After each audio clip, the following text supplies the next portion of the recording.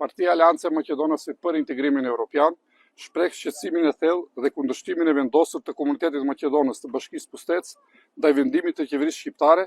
për hapjen e 3 qendrave pritëse për emigrantët në territorin e kësaj bashkie, konkretisht në njësinë administrative Zrnosko, në fushën sportive të Pustetësit dhe në fushën sportive të fshatit Dolna Gorica. Ky vendim buron nga akti normativ për miratimin e planit kombëtar të kontingjencës për flukset e përzierë migratore 2026-2028 i botuar në fletoren zyrtare, sipas të cilit, në rast krize, për menaxhimin e flukseve migratore parashikohen ngritjet e 20 qendrave pritëse për emigrantët në territorin e Republikës së Shqipërisë gjatë 2 viteve të ardhshme.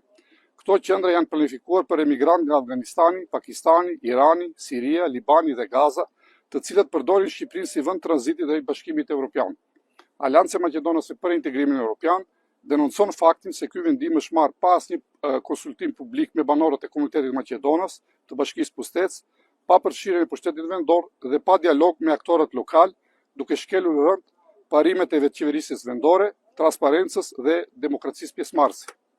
Theksojmë se 3 zonat e parashikuara për ndërtimin e qendrave pritëse ndodhen Buzë dhe qendri të Prespës, ndërkohë që i gjithë territori i Bashkisë Pustetës është pjesë e parkut kombëtar të Prespës, një zonë e mbrojtur me rëndësi të veçantë mjedisore, kulturore dhe turistike.